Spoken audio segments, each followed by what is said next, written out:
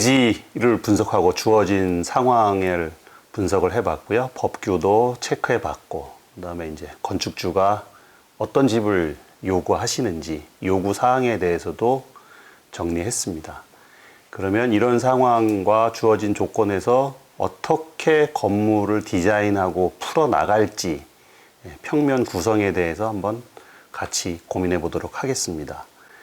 일단은 경사지를 활용을 해야 된다라는 측면에서 대지의 높이에 따라서 건물을 3개 정도의 구역으로 나누고요. 이제 제일 낮은 쪽이 진입부, 그다음에 중간 부분이 주생활 공간, 가장 높은 부분이 부부간의 프라이버시가 유지되는 사적인 공간, 이렇게 3개의 구역으로 나누어서 각 단위 처음부터 끝까지 한 번에 계단으로 올라가면 굉장히 지루하기도 하고 피곤하기도 하지만 각 존을 반층 또는 3분의 1층씩 조금씩 올라가면서 공간의 변화를 주고 그 변화에 따라서 자연스럽게 마지막 단까지 올라갈 수 있도록 이렇게 구성을 했습니다. 좀 더 구체적으로 보면 이제 도로에서 차를 주차를 하고 건물 앞에 진입 마당에 도달합니다.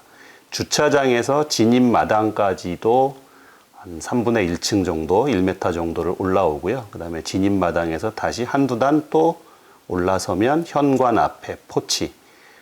현관에 이제 뭐 비가 오거나 했을 때 약간 중간 공간이 되겠죠. 포치를 지나서 현관에 들어가게 됩니다. 요새는 현관 옆에 현관 창고가 굉장히 많이 유행하고 많이 만드십니다. 거기에 필요한 물건들 담기도 하고요. 그래서 물건을 놓고 신발을 벗고 안에 홀에 들어가면 이제 왼쪽에 부모님 공간. 아무래도 부모님들은 조금 연로하시기 때문에 도로에서부터 공간까지의 거리를 가능한 한 좀 짧게 만들려고 해서 현관 바로 가까운 곳에 부모님의 침실을 만들었습니다. 침실 앞에는 한국식의 좌식 공간도 조금 구성을 해봤고요. 그다음에 이제 아무래도 연세 있으신 분들은 주무시다가도 화장실에 가시거나 해야 되기 때문에 전용의 욕실, 이렇게 부모님 공간을 만들고 거기서 몇 발자국 한 계단 몇 칸을 올라가면 이제 부모님 방하고 자녀 방 사이에 썬룸, 그래서 외부 공간, 툇마루 같은 기능을 하는 외부 공간을 다시 보게 됩니다. 거기를 또 몇 단 올라가면 대학생 자녀가 머무는 자녀 공간. 자녀 방 안에는 이것도 요즘 유행하는 스타일이긴 한데요.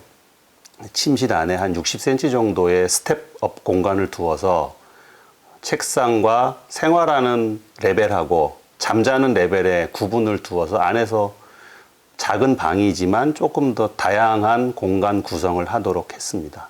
자녀방 앞을 지나서 다시 또 서너 단을 올라가면 이 집의 제일 중요한 공간인 거실과 주방, 식당 공간에 도달하게 됩니다.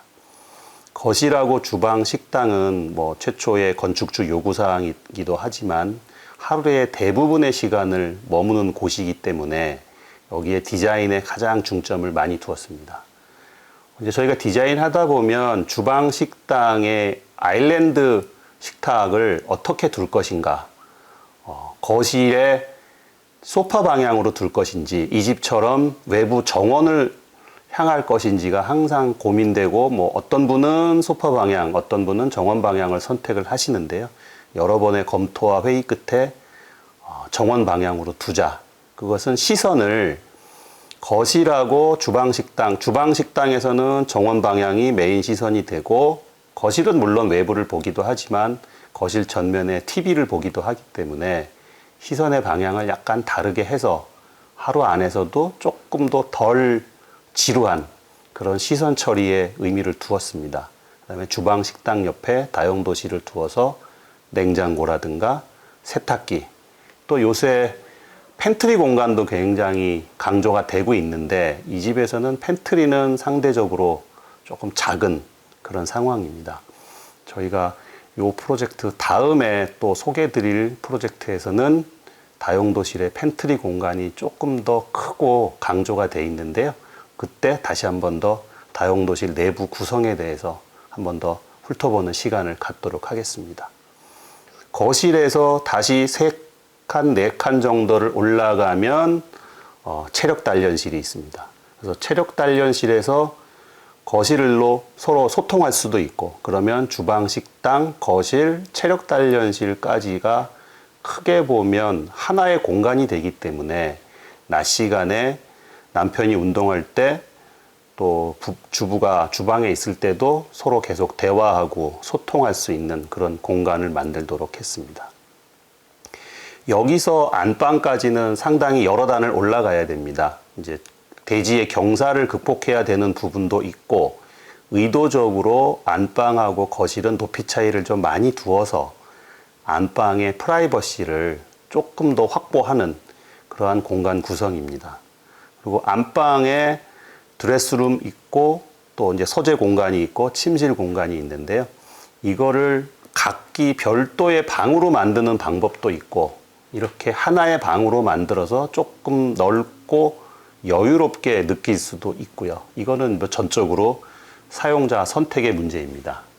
이제 호텔 같은 데를 가보시면 이제 이렇게 세부적으로 방을 구분하기보다는 공간을 구분해서 각 기능을 주고, 전체적으로는 하나의 인테리어 컨셉을 주어서 조금 넓은 느낌을 주는 이런 이제 호텔 방들도 많이 있습니다. 그래서 조금은 색다른 느낌의 방을 구성을 해 봤습니다. 그다음에 안방 안에 여기도 욕실이 있고요.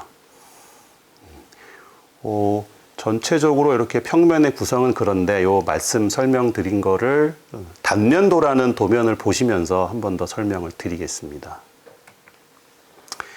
단면도는 사실 평면도는 이제 뭐 훈련을 안 하시고 전공을 안 하신 분도 알아보기가 쉬우실 텐데, 이제 요 단면도는 조금은 알아보기가 어려우실 수도 있지만, 각 방의 높이 차이가 어떻게 되며 높이 차이를 어떻게 극복해 가는지는 사실은 평면도와 함께 이 단면도도 굉장히 중요한 도면 중에 하나입니다.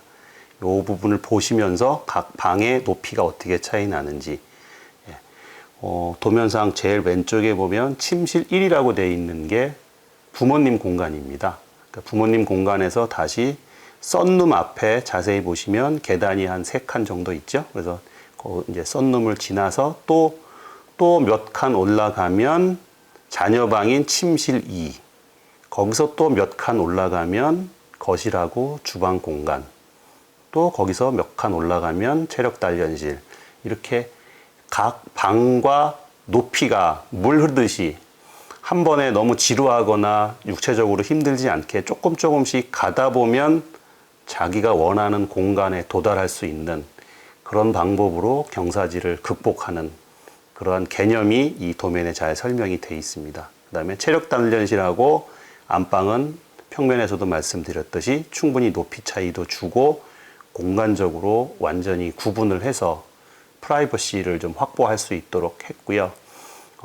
그 다음에 다시 이제 안방에서 체력 단련실과 거실 상부의 지붕으로 나가게 되면 그 지붕에서 또 서쪽에 멋진 조망을 볼 수도 있는 그런 공간 구성을 하도록 하였습니다. 그 다음에 욕실이라고 되어 있는 부분 우측에 보시면 이제 그게 석축을 표현한 건데, 대지를 약간 절토를 해서 안방 주변에도 조금은 정원과 같은 공간을 만들도록 하였고, 요것은 요 다음 편 스케치업과 외부 공간을 설명하면서 다시 한번 말씀드리도록 하겠습니다.